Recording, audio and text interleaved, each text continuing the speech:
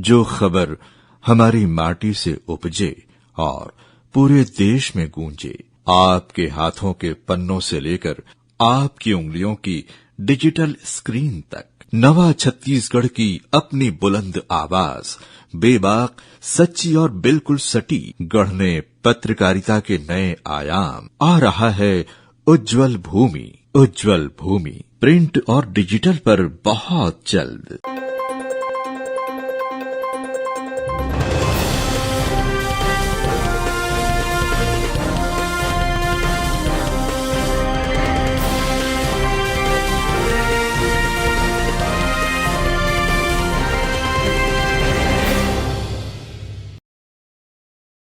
नमस्कार, grand news network में आप सभी का स्वागत है और बुलेटिन के खास खबरों के साथ मैं हूं आपके साथ रश्मि। चलिए अब नजर डाल लेते हैं आज के बुलेटिन की खास खबरों की ओर।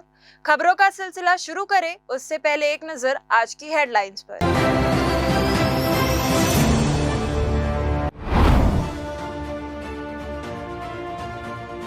हरिओम अस्पताल पर गंभीर आरोप, इलाज, आयुष्मान और शव रोकने पर विवाद, निगरानी और कार्यवाही पर उठे बड़े सवाल।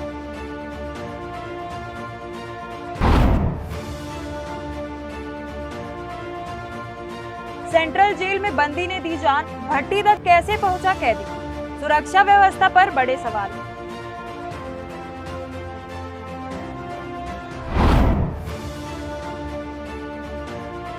अस्पताल की कथित लापरवाही पर बवाल, ऑपरेशन के बाद पेट में छोड़ा धागा, सीएमएचओ का नोटिस जारी, जांच के बाद होगी कार्यवाही।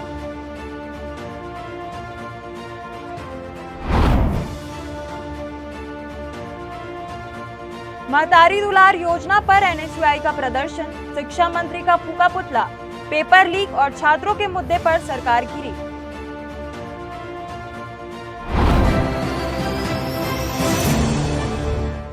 ये थी हेडलाइंस और अब खबरें विस्तार से। बिलासपुर का हरिओम मल्टी स्पेशलिटी अस्पताल इस वक्त गंभीर विवादों के केंद्र में है। स्वास्थ्य मंत्री के विधानसभा क्षेत्र की एक आदिवासी महिला की इलाज के दौरान मौत के बाद परिजनों ने अस्पताल प्रबंधन पर शव रोकने, आयुष्मान योजना का लाभ नहीं देने और इलाज में लापरवाही जैसे गंभीर आरोप लगाए हैं। दूसरी ओर अस्पताल प्रबंधन इन आरोपों से इनकार कर रहा है, लेकिन सवाल सिर्फ एक अस्पताल का नहीं है। सवाल यह है कि आखिर बिलासपुर में लगातार निजी अस्पतालों के खिलाफ ऐसे आरोप क्यों सामने आ रहे हैं। कभी भारी भरकम बिल, कभी इलाज में कथित लापरवाही, कभी शव को लेकर विवाद और कभी मरीजों के साथ दुर्व्यवहार। आखिर स्वास्थ्य विभाग की निगरानी कहां है और इन अस्पतालों पर कार्यवाही कब होगी। मामला मनेन्द्रगढ़ चिरमिरी भरतपुर जिले की रहने वाली आदिवासी महिला तिलबसिया बाई से जुड़ा है, जिन्हें गंभीर हालत में बिलासपुर के हरिओम मल्टी स्पेशलिटी अस्पताल में भर्ती कराया गया था। इलाज के दौरान उनकी मौत हो गई। इसके बाद परिजनों ने आरोप लगाया कि अस्पताल प्रबंधन ने बिल के भुगतान को लेकर शव देने में देरी की। वहीं अस्पताल प्रबंधन का कहना है कि यह मेडिकल लीगल केस था और कानूनी प्रक्रिया पूरी होने के बाद शव सौंपा जा सकता था। अब इन दोनों के दावों के बीच सच क्या है, यह जांच का विषय है, लेकिन यह जरूर तय है कि इस घटना ने एक बार फिर निजी अस्पतालों की कार्यप्रणाली पर गंभीर सवाल खड़े कर दिए हैं।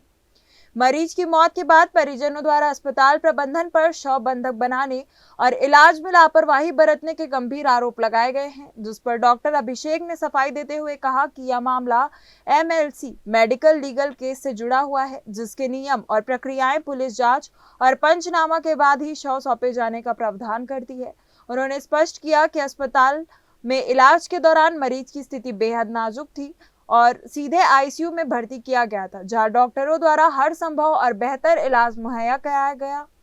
डॉक्टर अभिषेक ने यह भी बताया कि अस्पताल में कई मरीज बिना पैसे के इलाज भी किया जाता है और इस मामले में भी परिजनों से पैसे की कोई मांग नहीं की गई है, बल्कि वे अस्पताल के नियमों और पुलिस की कानूनी प्रक्रिया के तहत कार्य कर रहे हैं।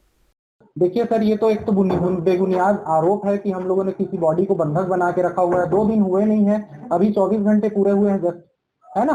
और ये एमएलसी केस है। मैं अपने तरफ से अपना पक्ष साफ रखना चाहता हूं कि ये एमएलसी केस है। इसमें हम परिजनों को बॉडी डायरेक्ट नहीं देते हैं, इसमें पुलिस वालों का इन्वॉल्वमेंट होता है। पुलिस वाले आके पंचनामा करते हैं, तभी बॉडी की हैंड ओवर हो सकती है। और परिजन जब तक ना हो तो पुलिस वाले भी पंचनामा नहीं कर सकते हैं। उनकी भी अपनी बंदिशें हैं। मतलब उनके भी हाथ बंधे हुए हैं कि खुल के कोई भी नहीं काम कर सकता है। मेडिको लीगल केस का एक अलग से एक समूह बना हुआ है, उसी के नियम के अनुसार चल सकते हैं, किसी को वो नहीं कर सकते हैं।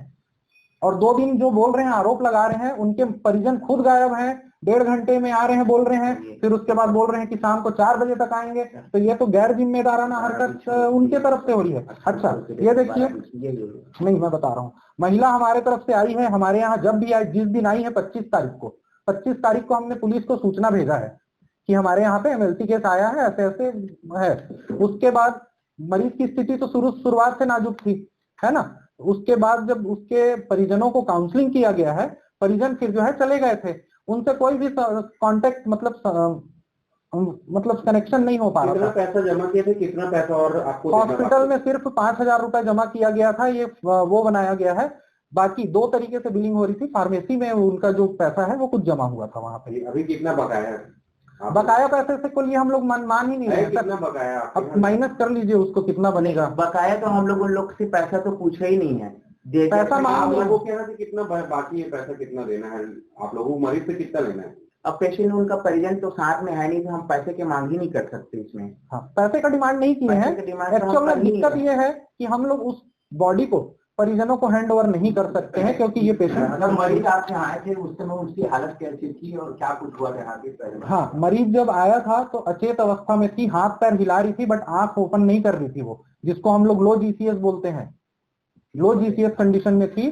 और क्या बोलते हैं, वो सीधे आईसीयू में भर्ती किया था, सीधे आईसीयू में ही लैंड की थी। तो जब आपसे हैंडल नहीं हो पा रहा था तो आपने किसी बड़े अस्पताल जैसे? नहीं, हमारे से हैंडल हो पा रहा था सर, हमारे से हैंडल, हमने ऐसा कोई कभी बोला ही नहीं कि हमसे हैंडल नहीं हो पा रहा था। हमने कहीं पे भी इलाज में बिना पैसे के अगर हम लोग कहीं पे पीछे हटे हों तो आप हमको बताइए। हमने हर संभव जो प्रयास जो बड़े से बड़े अस्पताल में होता है वो सारा प्रयास हमने अपने अस्पताल में करके दिया है। कुछ तो अमाउंट जो फिर किए रहे होंगे, उस इलाज में कितना खर्चा है सर?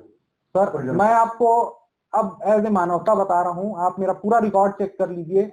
हमारे यहाँ से कई सारे मरीज बिना पैसा दिए भी गए हैं, आज तक हम लोगों ने मुद्दा नहीं बनाया है किसी भी मरीज का। अभी भी मेरे पास एक मरीज है, आप लोगों को मैं ऑन राइट रिकॉर्ड दिखा सकता हूँ कि जितने का मैं इलाज किया हूँ उससे वो 10% भी पैसा पे नहीं किया है। अब ये मानवता नहीं है तो और क्या? मैं अभी आरोप ये लग रहा है कि आप लोगों को उन्होंने पैसा जमा नहीं किया, इसलिए आपने बॉडी नहीं दी।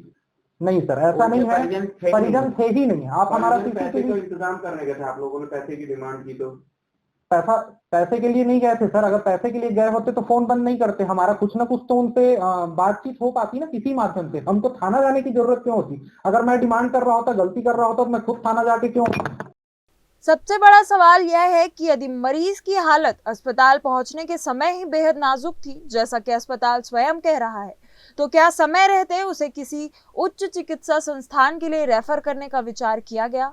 ऐसे मामलों में चिकित्सा संबंधी निर्णय का मूल्यांकन विशेषज्ञ जांच के बाद ही संभव है। लेकिन जब अस्पताल अपनी सफाई में मरीज की गंभीर स्थिति का हवाला देता है तो स्वाभाविक रूप से यह प्रश्न उठता है कि उपचार की पूरी प्रक्रिया और निर्णयों की निष्पक्ष समीक्षा होनी चाहिए। परिजनों का आरोप है कि उन्हें समय पर स्पष्ट जानकारी नहीं दी गई और इलाज के बाद भी उन्हें राहत नहीं मिली। यही कारण है कि पूरे घटनाक्रम की पारदर्शी जांच की मांग तेज हो गई है। मामले में एक और गंभीर सवाल अस्पताल की बुनियादी सुविधाओं को लेकर उठ रहा है। विपक्षी नेताओं का आरोप है कि अस्पताल में शव रखने के लिए मानक मरचुरी तक की व्यवस्था नहीं है। यदि यह आरोप सही साबित होता है तो यह केवल प्रशासनिक कमी नहीं बल्कि अस्पताल के संचालन मानकों से जुड़ा गंभीर विषय होगा।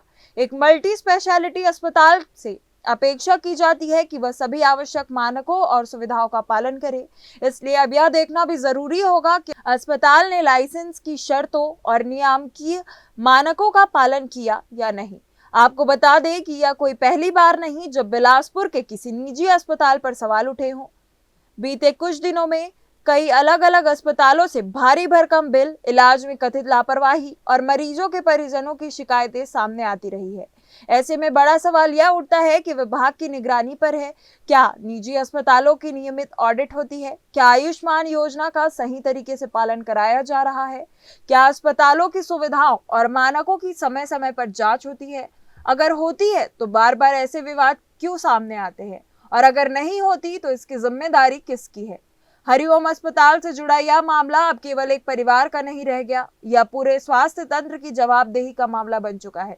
जरूरत है कि जिला प्रशासन, स्वास्थ्य विभाग और संबंधित एजेंसियां निष्पक्ष समयबद्ध जांच करें। यदि अस्पताल प्रबंधन पर लगाए गए आरोप गलत है तो सच्चाई सामने आए और यदि नियमों का उल्लंघन या लापरवाही साबित होती है तो कानून के मुताबिक कड़ी कार्यवाही हो, क्योंकि अस्पताल केवल इलाज की जगह नहीं बल्कि लोगों के भरोसे का केंद्र होता है। उस भरोसे को बनाए रखना हर अस्पताल और उसे नियंत्रित करने वाली व्यवस्था की सबसे बड़ी जिम्मेदारी है। प्राइवेट हॉस्पिटल्स है और उसमें आरोप ये है कि जो पेशेंट था उसके वहाँ पे डेथ हो गई और पैसे नहीं दे पाने के कारण उनकी बॉडी को उनके परिजनों को नहीं दिया गया, जबकि ये कोरिया जिले का एक केस है और उनके परिजन जो है वो चाहते थे कि बॉडी मिल जाए, ये नहीं मिला है और इसके लिए हमने ये जानकारी मेरे आज आई है और हमने CMHO मैडम को एक जांच टीम गठित करने के निर्देश दिए हैं। इसी तरह से और भी एक आध केस थे जिसमें हॉस्पिटल्स पे आरोप है, तो एक नर्सिंग होम एक्ट के तहत जो भी हॉस्पिटल्स हैं जहाँ पे इस तरह का ट्रीटमेंट होता है एडमिशन करके, तो उनकी एक बैठक हम लोग बहुत जल्दी बुला रहे हैं ताकि इन सारी चीज़ों पे उनको क्लियर चीज़ें बताई जा सके। इस गंभीर मामले में बिलासपुर के कलेक्टर संजय अग्रवाल ने कहा कि परिजनों द्वारा पैसे ना दे पाने के कारण अस्पताल द्वारा शव रोके रखना और 1 दिन तक ना देना पूरी तरह से गलत और अमानवीय है, जिससे परिजनों को भारी परेशानी उठानी पड़ी। इस मामले में उन्होंने एक जांच टीम गठित करने के सख्त निर्देश दिए हैं ताकि सच्चाई सामने आ सके। इसके साथ ही कलेक्टर ने ऐसे सभी नर्सिंग होम्स और अस्पतालों की एक त्वरित बैठक बुलाने के भी निर्देश दिए हैं चाहे इस प्रकार की शिकायतें सामने आ रही हैं, ताकि भविष्य में ऐसे किसी भी कृत्य पर रोक लगाई जा सके और नियमों का उल्लंघन करने वालों के खिलाफ कड़ी से कड़ी कानूनी कार्यवाही की जा सके। कैमरामैन राकेश खरे के साथ पिंटू दुबे की रिपोर्ट। फैन तो आपने बहुत देखे होंगे, लेकिन ऐसा दीवाना शायद ही कभी देखा होगा। बॉलीवुड के संजू बाबा यानी संजय दत्त की जन्मदिन पर बिलासपुर एक बार फिर उनकी दीवानगी के रंग में रंग गया। शहर भर में विशाल बैनर, पोस्टर, केक कटिंग, जश्न और समाज सेवा के अनोखे संकल्प के साथ संजू बाबा के सबसे बड़े फैन चुट्टू अवस्थी ने जन्मदिन को यादगार बना दिया। अपनी साल भर की कमाई का 25% हिस्सा समाज सेवा में खर्च करने वाले इस फैन की कहानी सिर्फ दीवानगी नहीं बल्कि जुनून, समर्पण और इंसानियत की मिसाल भी है। देखिए बिलासपुर से संजू बाबा के सबसे बड़े फैन की यह बेहद खास रिपोर्ट। बॉलीवुड अभिनेता संजय दत्त का जन्मदिन पूरे देश में उनके चाहने वाले मना रहे हैं, लेकिन बिलासपुर में यह दिन किसी त्योहार से कम नहीं होता। इसकी वजह है शहर के चर्चित फैन चुट्टू अवस्थी, जिनके लिए संजू बाबा सिर्फ एक अभिनेता नहीं बल्कि प्रेरणा है। शहर के कई प्रमुख चौक चौराहों से लेकर उनकी दुकान तक हर जगह संजय दत्त के विशाल बैनर और पोस्टर नजर आते हैं। केक काटा जाता है, ढोल नगाड़ों की गूंज सुनाई देती है और समर्थकों के साथ मिलकर पूरे उत्साह से जन्मदिन मनाया जाता है। यही वजह है कि हर साल 29 जुलाई को बिलासपुर में संजू बाबा का जन्मदिन चर्चा का विषय बन जाता है। हर साल मैं संजू बाबा का जन्मदिन मनाता हूँ और इस साल मेरे कंपनी गार्डन ग्रुप में मेरे मित्र यार लोग भी मनाए और मैंने एक जगह खून डोनेशन करवाया और हनुमान जी के मंदिर में बस स्टैंड में मैंने गरीबों को भोजन भी करवाया उसके नाम से और काली माता के दर्शन करके चंडो करके उनकी दुआ किया। फिल्म राखी था और मैंने फतेह पिक्चर देखा था, उसके बाद से मैं संजू बाबा का दीवाना था और आज तक हूँ। उसके दुख में भी रहा और सुख में भी रहूंगा, आजीवन रहूंगा, क्योंकि ये मेरी च्वाइस है। बंद हाल में इसलिए मनाया जा रहा है क्योंकि प्रशासन का डिसिप्लिन को मानना स्वीकार है।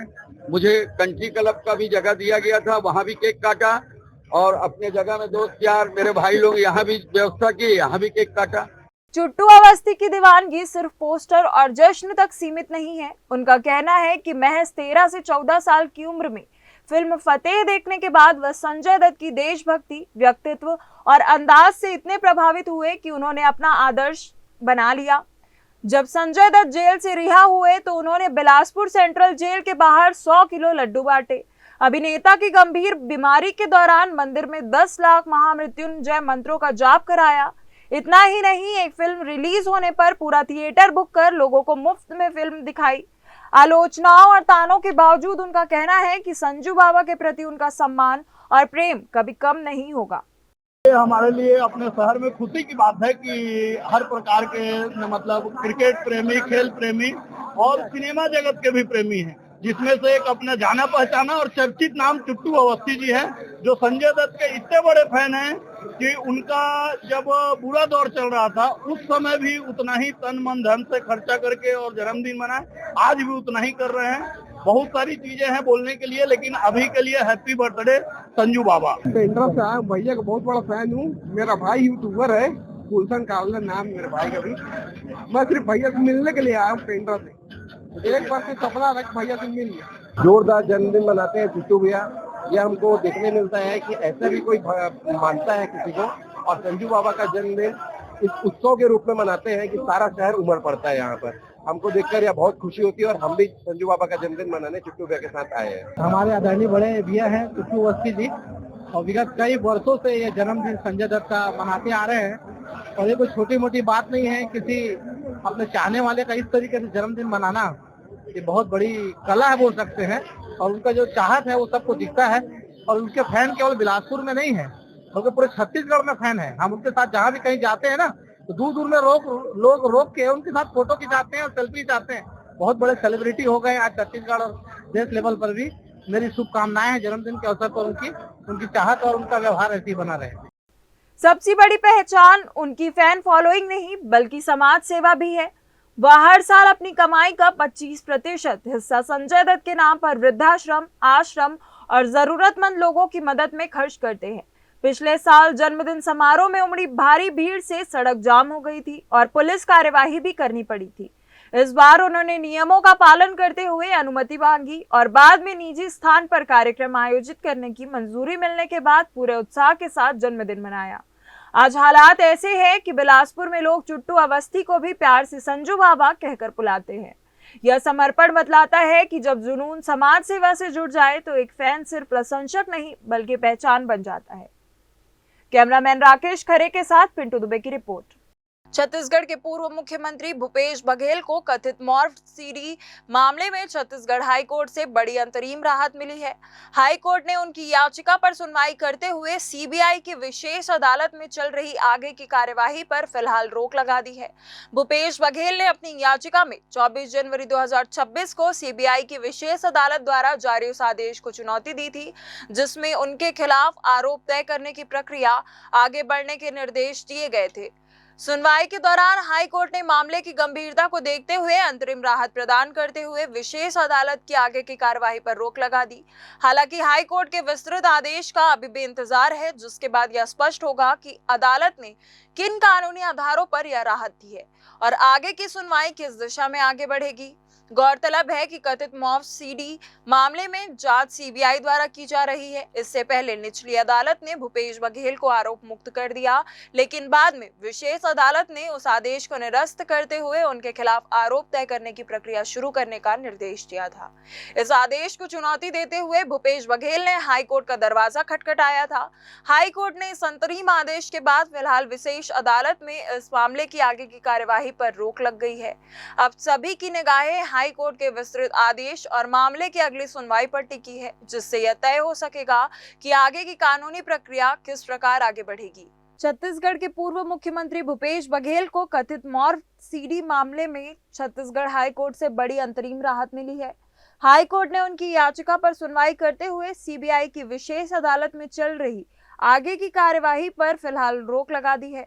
भूपेश बघेल ने अपनी याचिका में 24 जनवरी 2026 को सीबीआई की विशेष अदालत द्वारा जारी उस आदेश को चुनौती दी थी, जिसमें उनके खिलाफ आरोप तय करने की प्रक्रिया आगे बढ़ाने के लिए निर्देश दिए गए थे।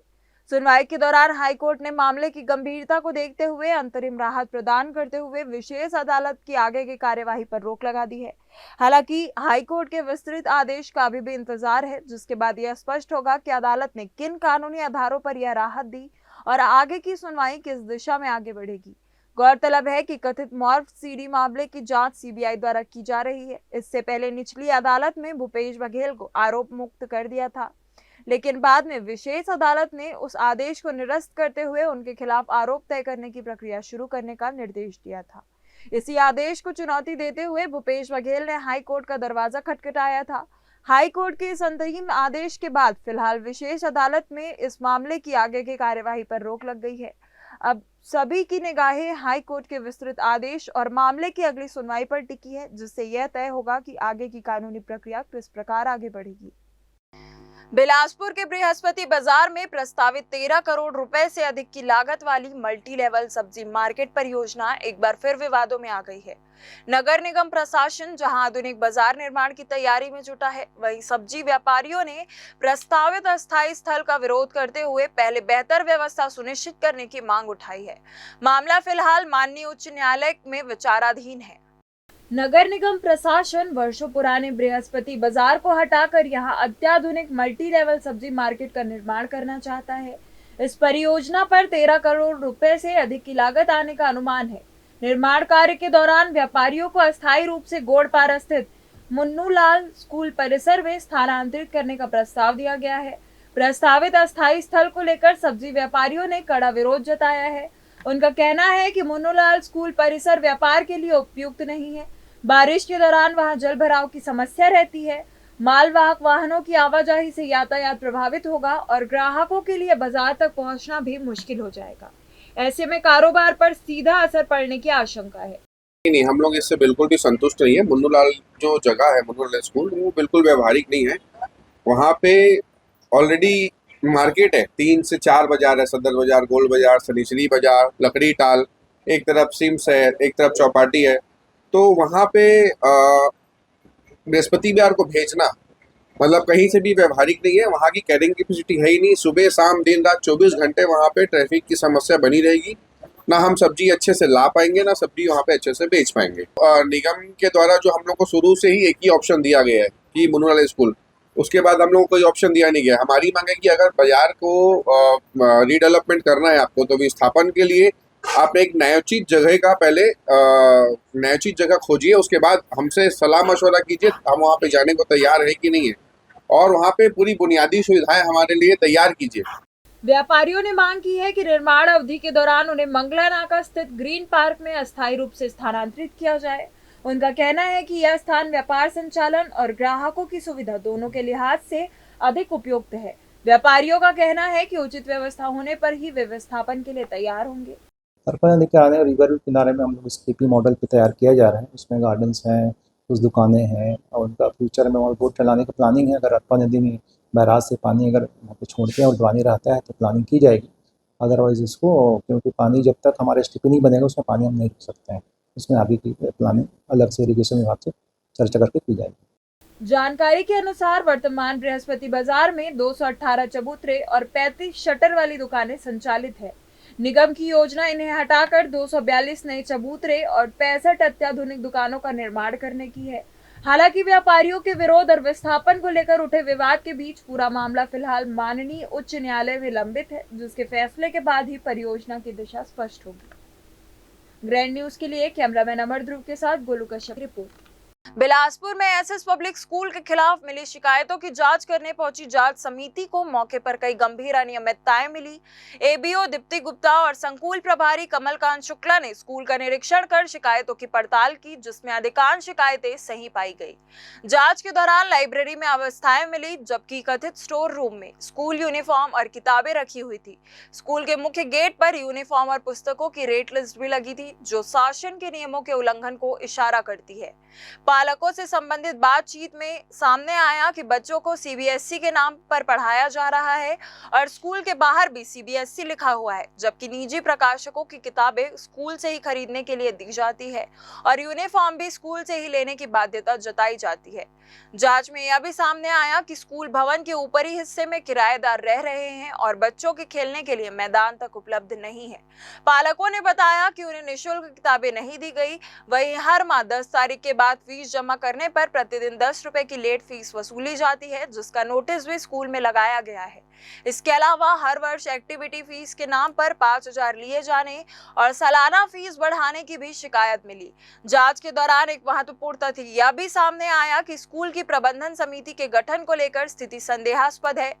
प्राचार्य प्रबंधन समिति से संबंधित दस्तावेज प्रस्तुत नहीं कर सके और उनके उपलब्ध नहीं होने की बात कही। जांच समिति ने सभी बिंदुओं को दर्ज कर अपनी रिपोर्ट तैयार की है, जिसके बाद आगे की कार्यवाही को लेकर शिक्षा विभाग की ओर से निर्णय लिया जाएगा। बिलासपुर में एसएस पब्लिक स्कूल के खिलाफ मिली शिकायतों की जांच करने पहुंची जांच समिति को मौके पर कई गंभीर अनियमितताएं मिली। एबीओ दीप्ति गुप्ता और संकुल प्रभारी कमलकांत शुक्ला ने स्कूल का निरीक्षण कर शिकायतों की पड़ताल की, जिसमें अधिकांश शिकायतें सही पाई गई। जांच के दौरान लाइब्रेरी में अव्यवस्थाएं मिली, जबकि कथित स्टोर रूम में स्कूल यूनिफॉर्म और किताबें रखी हुई थी। स्कूल के मुख्य गेट पर यूनिफॉर्म और पुस्तकों की रेट लिस्ट भी मिली, जो शासन के नियमों के उल्लंघन की ओर इशारा करती है। पालकों से बातचीत में सामने आया कि बच्चों को सीबीएसई के नाम पर पढ़ाया जा रहा है और स्कूल के बाहर भी सीबीएसई लिखा हुआ है, जबकि निजी प्रकाशकों की किताबें स्कूल से ही खरीदने के लिए दी जाती है और यूनिफॉर्म भी स्कूल से लेने की बाध्यता बताई गई। जांच में यह भी सामने आया कि स्कूल भवन के ऊपरी हिस्से में किराएदार रह रहे हैं और बच्चों के खेलने के लिए मैदान तक उपलब्ध नहीं। पालकों ने बताया कि उन्हें निःशुल्क किताबें नहीं दी गई और वह हर माह 10 तारीख के बाद फीस जमा करने पर प्रतिदिन 10 रुपए की लेट फीस वसूली जाती है, जिसका नोटिस भी स्कूल में लगाया गया है। इसके अलावा हर वर्ष एक्टिविटी फीस के नाम पर 5,000 लिए जाने और सालाना फीस बढ़ाने की भी शिकायत मिली। जांच के दौरान एक महत्वपूर्ण तथ्य यह भी सामने आया कि स्कूल की प्रबंधन समिति के गठन को लेकर स्थिति संदेहास्पद है। प्राचार्य प्रबंधन समिति से संबंधित दस्तावेज प्रस्तुत नहीं कर सके और उनके उपलब्ध नहीं होने की बात कही। जांच समिति ने सभी बिंदुओं को दर्ज कर अपनी रिपोर्ट तैयार की है, जिसके बाद आगे की कार्यवाही को लेकर शिक्षा विभाग की ओर से निर्णय लिया जाएगा। वक्त हो चला एक छोटे से ब्रेक का। ब्रेक के बाद फिर होगी आपसे मुलाकात। जया प्राइवेट ITI NCVT से मान्यता प्राप्त एंड ISO सर्टिफाइड 10वीं पास विद्यार्थियों के लिए 2 year electrician course, OPA 1 year course, computer operating and programming assistant course, best classroom facility, admissions open. Jaya private ITI, riverview colony, Koni, Bilaspur, Chhattisgarh. Dr. C.V. Raman University offers high-quality education to students, particularly those from difficult geographical areas of central India. The flourishing 70-acre campus boasts of more than 120 state-of-the-art laboratories, smart classrooms, research centers, and a plethora of on-campus facilities that provide easy access. Dr. C.V. Raman University. Be the change. हर हर महादेव। आदरणीय धर्म प्रेमी सज्जनों, आप सब सादर आमंत्रित है जहां विश्व का ऐतिहासिक मंदिर शपाद लक्षेश्वर धाम सल्धा एक साथ स्थापित हो रहे हैं 1.25 लाख शिवलिंग। उसी स्थान पर इस वर्ष परम आराध्य परम धर्माधीश उत्तरामनाय ज्योतिष पीठाधीश्वर जगत गुरु शंकराचार्य स्वामी श्री अविमुक्तेश्वरानंद सरस्वती महाराज जी का भव्य एवं दिव्य चातुर्मास आषाढ़ गुरु पूर्णिमा 29 जुलाई से भाद्र पूर्णिमा 26 सितंबर तक के इसमें अनेक उत्सव एवं पर्व आएंगे।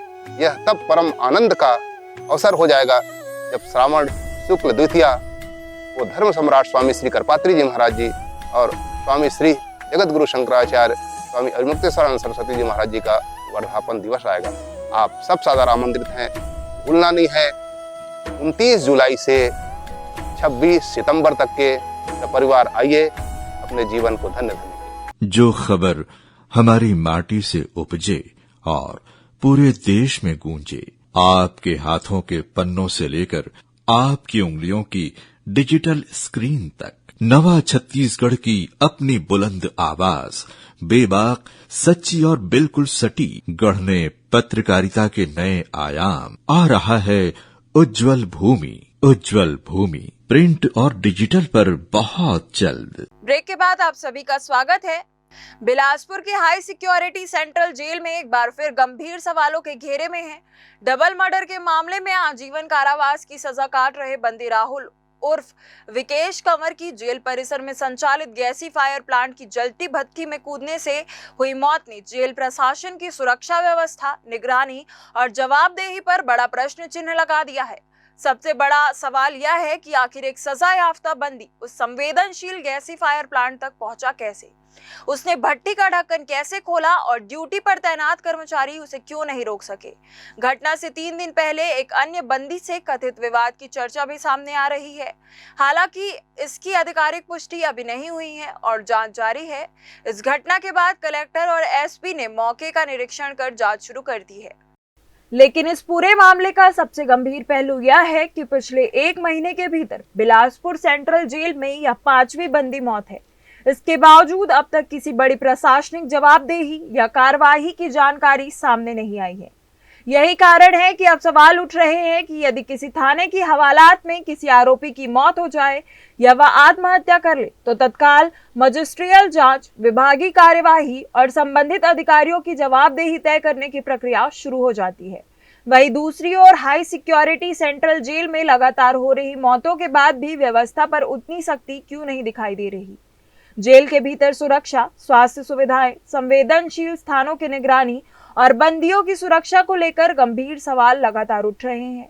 बताया जा रहा है कि गैसीफायर प्लांट जेल की रसोई के लिए गैस तैयार करने वाला अत्यंत संवेदनशील क्षेत्र है, जहां सामान्य परिस्थितियों में किसी बंदी की स्वतंत्र पहुंच नहीं होनी चाहिए। ऐसे में वहां तक पहुंचना और इतनी बड़ी घटना हो जाना सुरक्षा व्यवस्था की संभावित चूक की ओर इशारा करती है। जेल पहले भी मोबाइल, नशीली पदार्थों की बरामदगी, बंदियों के बीच विवाद और संदिग्ध घटनाओं को लेकर सुर्खियों में रही है। ऐसे में ताजा घटना में जेल प्रशासन की कार्यप्रणाली पर बहस को और तेज कर दिया है। अब जांच से यह स्पष्ट होगा कि यह केवल एक व्यक्तिगत घटना थी या सुरक्षा व्यवस्था में गंभीर लापरवाही का परिणाम। फिलहाल प्रशासन ने जांच शुरू कर दी है और सभी पहलुओं की पड़ताल की जा रही है। सेंट्रल जेल में कल एक घटना हुई है जिसमें एक दंडित जो कैदी है वो उसने वहाँ पे सुसाइड किया है और ये बहुत ही दुखद है। और इससे पहले भी घटनाएं वहाँ पे हुई हैं और निश्चित तौर पे इससे शासन प्रशासन की छवि जो है इससे धूमिल होती है और इसके कारणों की जांच जो है उसमें चूँकि जुडिशियल इंक्वायरी होगा तो उसमें सारे रीजन्स जो हैं वो समझ में आएंगे कि किन कारणों से घटना घटी है। तो मुझे लगता है कि वो जो भी रिपोर्ट्स आएंगी उस रिपोर्ट्स के आधार पे क्या बेहतर कर सकते हैं वो ज़रूर करेंगे। इससे पहले भी थोड़े दिन पहले ही एक हार्ट अटैक से वहाँ एक कैदी की डेथ हुई थी, तो उसके बाद वहाँ हेल्थ का कैंप किया गया और मुझे लग रहा है कि इसी तरह से हेल्थ से रिलेटेड कैंप हमें वहाँ पे लगातार करने होंगे और इसके लिए हम लोग प्लान भी कर रहे हैं। नया जो सेंट्रल जेल बिलासपुर में एक और बनना है, अगर वो जेल टेंडर के प्रोसेस में है और बहुत जल्दी उसका काम भी प्रारंभ होगा और मुझे लगता है कि यहाँ पे अभी क्षमता से ज़्यादा केवल यही नहीं बाकी जेलों में भी है, तो ये जेल जब नया जेल बन जाएगा तो चीज़ें और बेहतर हो जाएंगी। बिलासपुर कलेक्टर संजय अग्रवाल ने सेंट्रल जेल में आजीवन कारावास काट रहे कैदी की आत्महत्या की घटना को बेहद दुखद बताया है। उन्होंने कहा कि इस तरह की घटनाएं शासन प्रशासन की कार्यप्रणाली पर सवालिया निशान लगाती है। कलेक्टर ने स्पष्ट किया कि इस पूरी घटना की न्यायिक जांच करवाई जाएगी जिससे यह स्पष्ट हो सके कि किन कारणों से यह घटना घटी है और रिपोर्ट के आधार पर उचित व बेहतर कदम उठाए जाएंगे। उन्होंने बताया कि इससे कुछ दिन पहले भी एक कैदी की हार्ट अटैक से मौत हुई थी और वहां स्वास्थ्य शिविर का आयोजन किया गया था। इस प्रकार की घटनाओं को रोकने और कैदियों के स्वास्थ्य को बेहतर देखभाल के लिए भविष्य में लगातार स्वास्थ्य शिविर आयोजित करने की योजनाएं बनाई जा रही है। इसके साथ ही बिलासपुर में नए सेंट्रल जेल के निर्माण कार्य का टेंडर हो चुका है और बहुत जल्द उसका निर्माण कार्य भी पूरा होगा जिससे जेल में क्षमता से अधिक कैदियों का समस्या का समाधान हो सकेगा और व्यवस्थाओं में सुधार आएगी। ग्रैंड न्यूज के लिए पिंटू दुबे की रिपोर्ट। पूर्व विधानसभा अध्यक्ष एवं बिल्हा विधायक धर्मलाल कौशिक ने कहा कि बिल्हा विधानसभा सहित पूरे प्रदेश में सिंचाई, सड़क, शिक्षा, बिजली और आधारभूत सुविधाओं के क्षेत्र में तेजी से विकास हुआ है। गुरुवार को बिलासपुर प्रेस क्लब के हमर पहुना कार्यक्रम में पत्रकारों से संवाद करते हुए उन्होंने कहा कि भाजपा सरकार के 2 वर्षों के कार्यकाल में प्रदेश विकास की नई दिशा में आगे बढ़ा है। आइए देखते हैं क्या है पूरी खबर। उन्होंने बताया कि अरपा भैंसाझार सिंचाई परियोजना अंतिम चरण में है जिसके पूरा होने पर लगभग 67,000 एकड़ कृषि भूमि को सिंचाई सुविधा मिलेगी। वहीं पथरिया बैराज के लिए 55 करोड़ रुपए और दगौरी रेल लाइन के आगे सिंचाई विस्तार के लिए 70 करोड़ रुपए की स्वीकृति किए गए हैं, जबकि वनियारी परियोजना पर भी तेजी से काम चल रहा है। धर्मलाल कौशिक ने कहा कि उनके विधानसभा क्षेत्र में सड़क, विद्युत उपकेंद्र, विद्यालय, महाविद्यालय और औद्योगिक विकासों को प्राथमिकता दी गई है। उन्होंने बताया कि क्षेत्र में 132 केवी, 220 केवी और 400 केवी क्षमता के विद्युत उपकेंद्र स्थापित होने से बिजली व्यवस्था मजबूत हुई है। शिक्षा के क्षेत्र में अधिकांश विद्यालयों का 10वीं 12वीं का परीक्षा परिणाम 100% रहा और छात्राओं की शिक्षा में उल्लेखनीय प्रगति हुई है। उन्होंने छत्तीसगढ़ राज्य गठन के दौरान बिलासपुर में उच्च न्यायालय की स्थापना के प्रयासों को भी याद किया। कार्यक्रम की शुरुआत में बिलासपुर प्रेस क्लब के अध्यक्ष अजीत मिश्रा ने पुष्पगुच्छ, शॉल एवं श्रीफल भेंट कर उनका सम्मान किया। आज सबसे पहले तो आप लोग को धन्यवाद दूंगा मैं कि प्रेस क्लब में आप लोगों ने आमंत्रित किया और मेरे जीवन से जुड़ी हुई बातों का यहाँ पर मुझे रखने का अवसर मिला। साथ ही राजनीति में ना आते हुए भी राजनीति में कैसे आ गया, उसके पीछे भी जो कहानी थी उसको मैंने आपको बताया।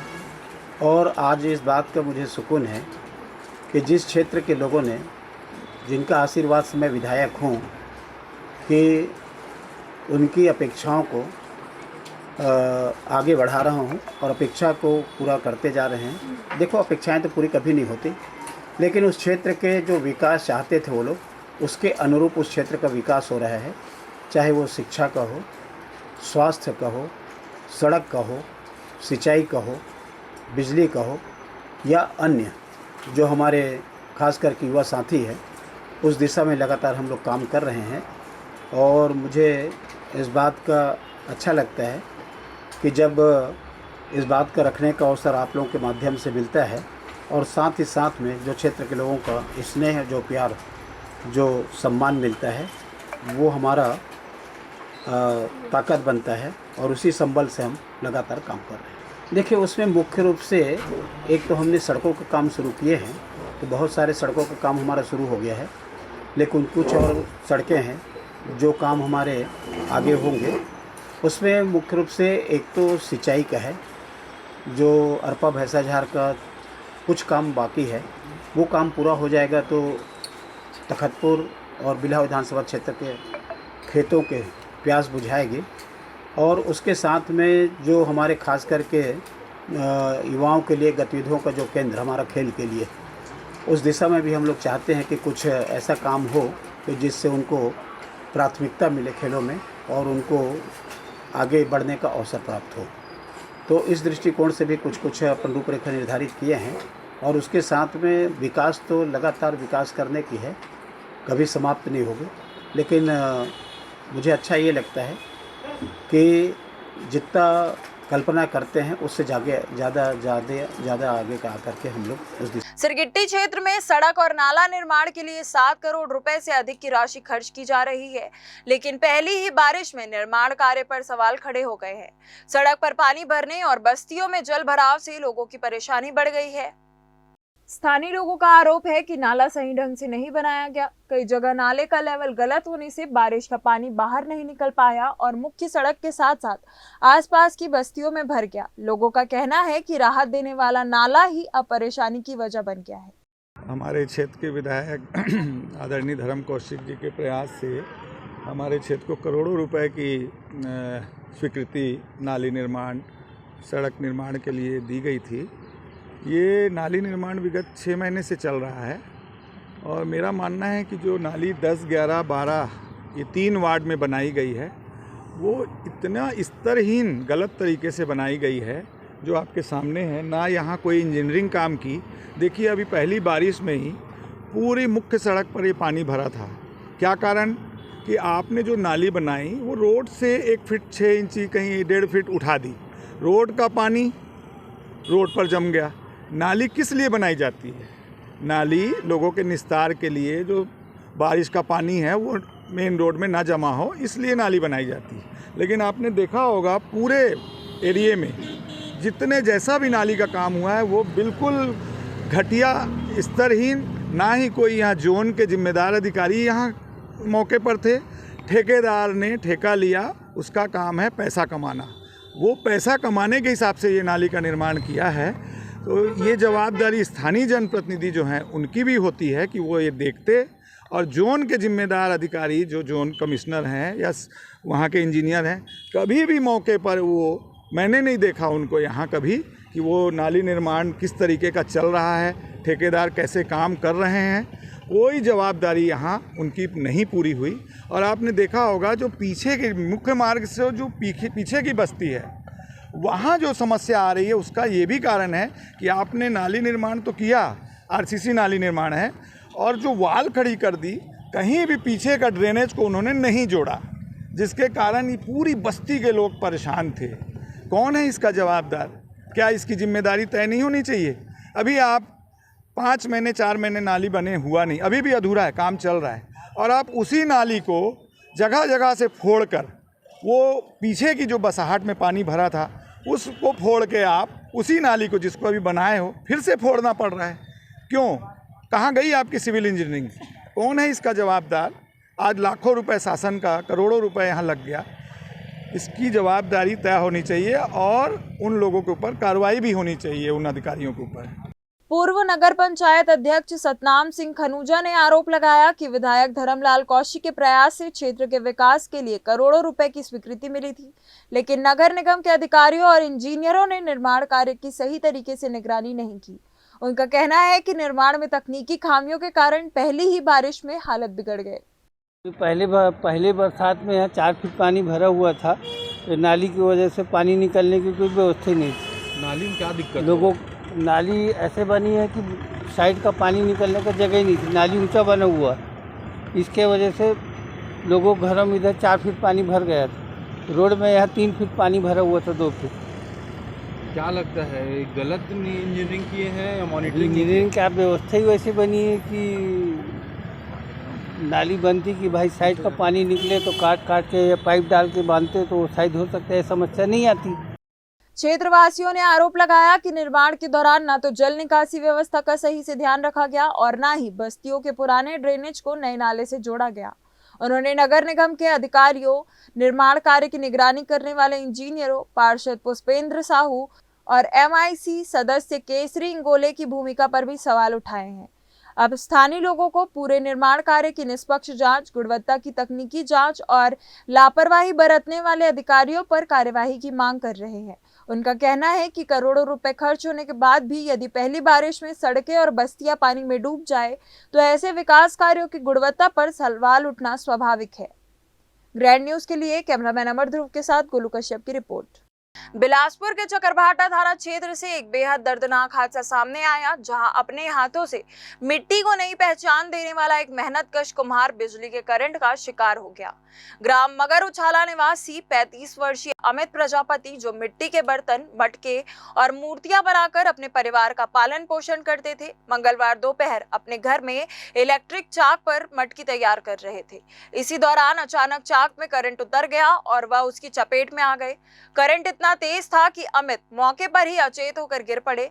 परिजन और ग्रामीण उन्हें तत्काल अस्पताल ले गए, जहां प्राथमिक उपचार के बाद उनकी गंभीर स्थिति को देखते हुए बिलासपुर के अपोलो अस्पताल रेफर किया गया, लेकिन वहां डॉक्टरों ने उन्हें मृत घोषित कर दिया। इस दर्दनाक हादसे ने पूरे गांव को गमगीन कर दिया है। अमित अपने पीछे पत्नी और 2 मासूम बच्चों को छोड़ गए हैं, जिनके सिर से पिता का साया हमेशा के लिए उड़ गया है।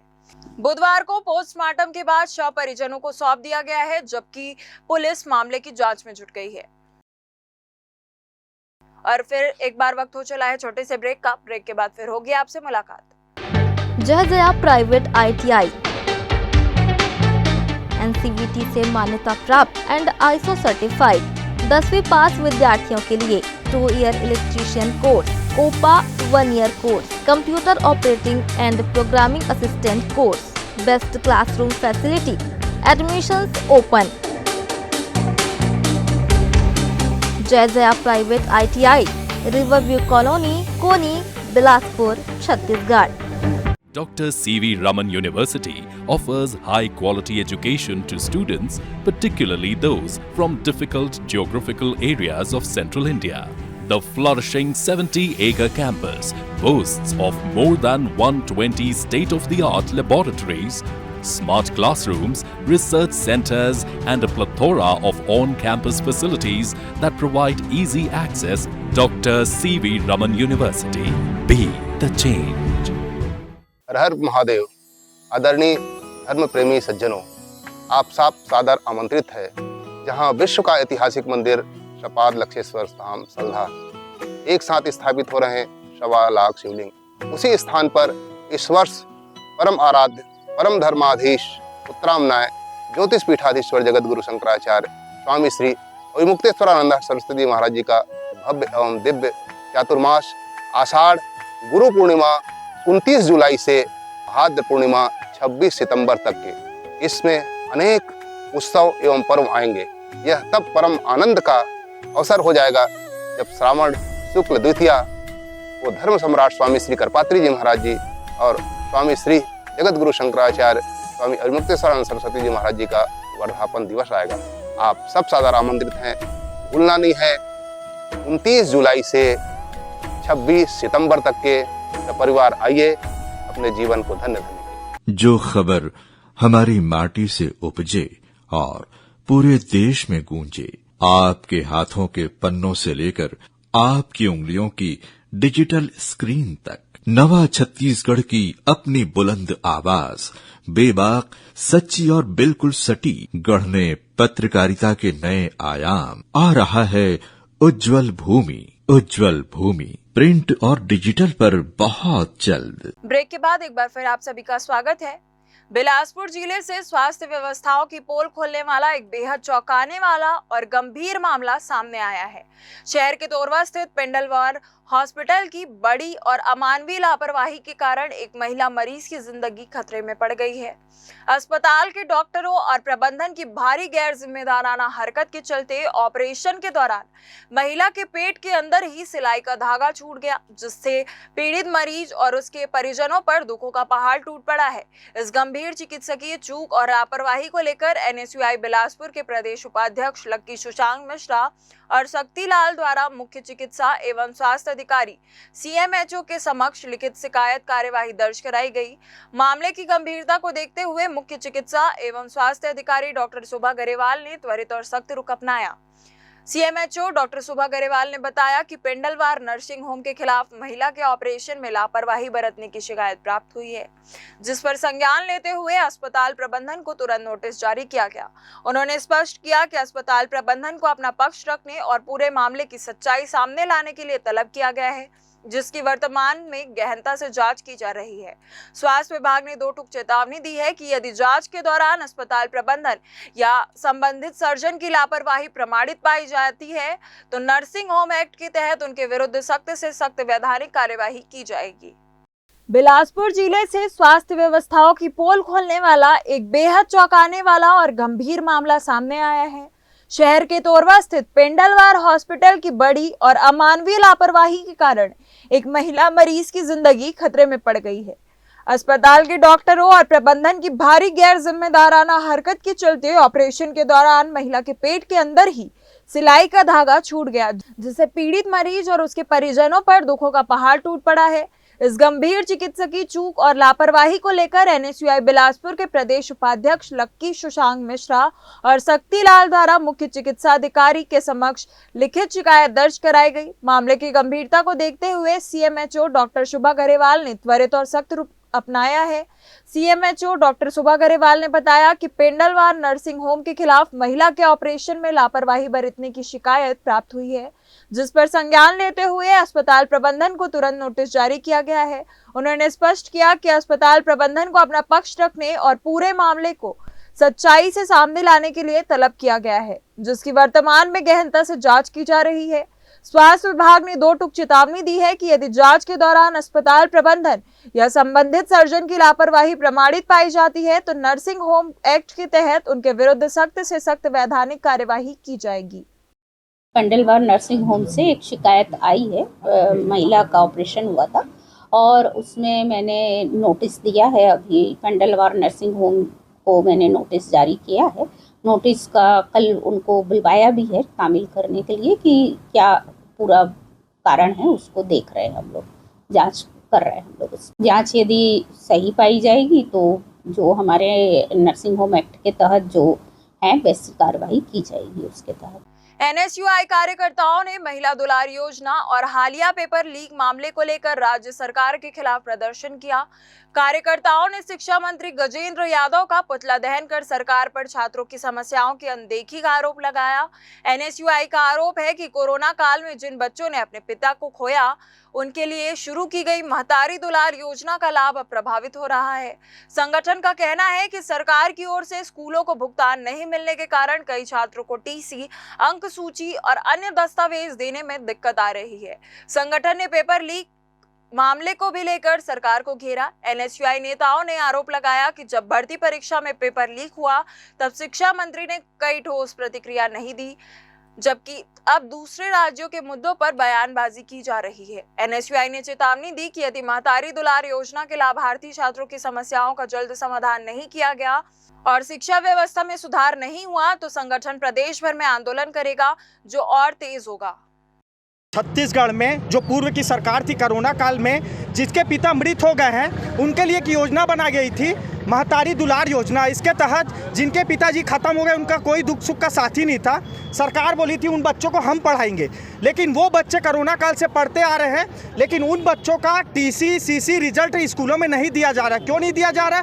क्योंकि सरकार के तरफ से उनका भुगतान नहीं दिया जा रहा है। अरे सरकार इतनी निचली गिर गई है क्या? दूसरे के दुख सुख को नहीं समझ सकती?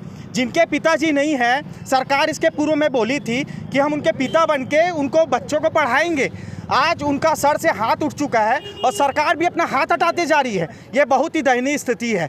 दूसरी बात कि 12वीं का जब पेपर लीक हुआ था तब गजेंद्र यादव जी होश में नहीं आए, उसमें एक बयान तक नहीं दे पाए। लेकिन अभी जंतर मंतर में जो लड़ाई लड़ते रहे, उन बच्चों को बोलते हैं कि धर्मेंद्र प्रधान को इस्तीफा नहीं देना चाहिए। अरे धिक्कार है ऐसी सरकार जिसको छात्र ने बनाया, जिसको यहाँ के युवाओं ने बनाया, जिसको यहाँ के मजदूरों ने बनाया। आज उन्हीं के खिलाफ इन्होंने आवाज़ उठा रहे हैं। इसका विरोध करने के लिए आज हम शिक्षा मंत्री गजेंद्र यादव जी का हम लोग पुतला दहन किए हैं, जिसमें समस्त एनएसयूआई के साथी सम्मिलित हैं। बिलासपुर जिले के सीपा थाना क्षेत्र के ग्राम कौड़िया में 28 वर्षीय किसान चंद्र प्रकाश पटेल की संदिग्ध परिस्थितियों में हुई मौत से पूरे गांव में सनसनी फैल गई है।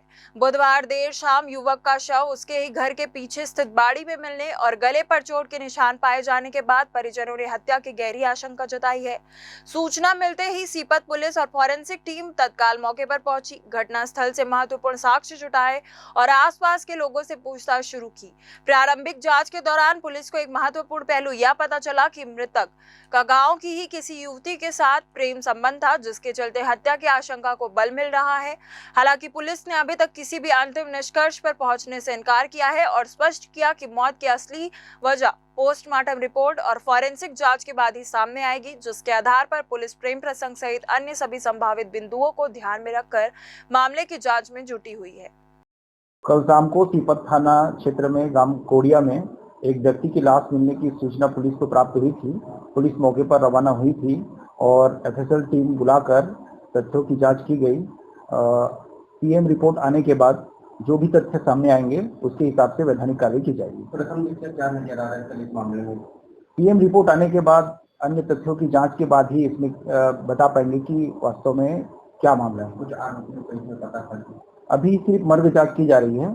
उसकी पीएम के बाद जो भी तथ्य आएंगे उसके हिसाब से आगे की वैधानिक कार्रवाई की जाएगी। बिलासपुर के कोटा थाना क्षेत्र अंतर्गत ग्राम खुर्दुर में मामूली विवाद ने देखते ही देखते खूनी रूप ले लिया, जहां दो युवकों ने किसान पर डंडों से बेरहमी से हमला कर उसकी जान ले ली।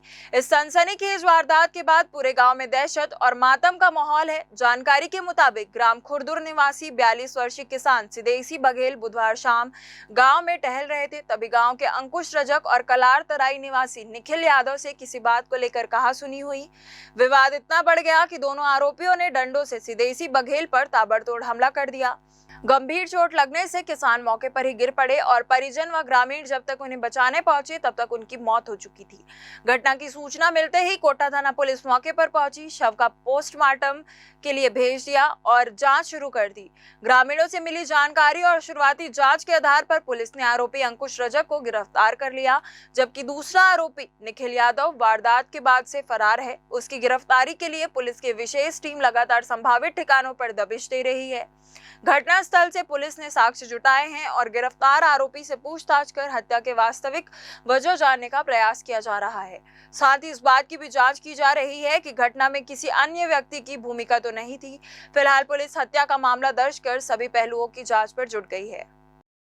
कोटा थाना अंतर्गत खुर्दुर निवासी सिद्धेशी बघेल की अंकुश रजक और निखिल यादव ने डंडे से सिर में चोट मारकर हत्या करने की सूचना पर मामले में थाने में अपराध पंजीबद्ध किया गया है और दोनों आरोपियों को हिरासत में लेकर पूछताछ की जा रही है और अग्रिम कार्रवाई जारी है।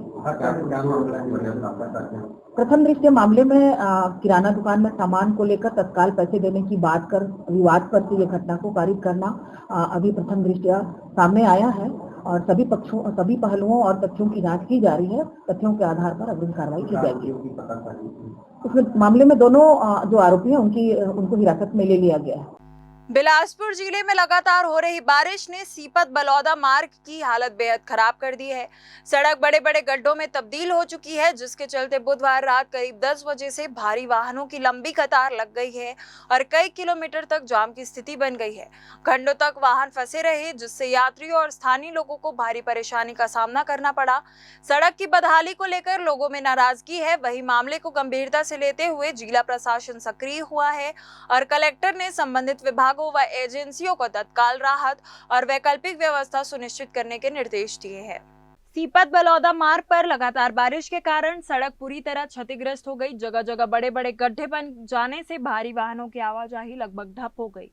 बुधवार रात करीब 10 बजे से ट्रकों और अन्य भारी वाहनों की लंबी कतार लग गई, जिससे कई किलोमीटर तक जाम की स्थिति बनी रही।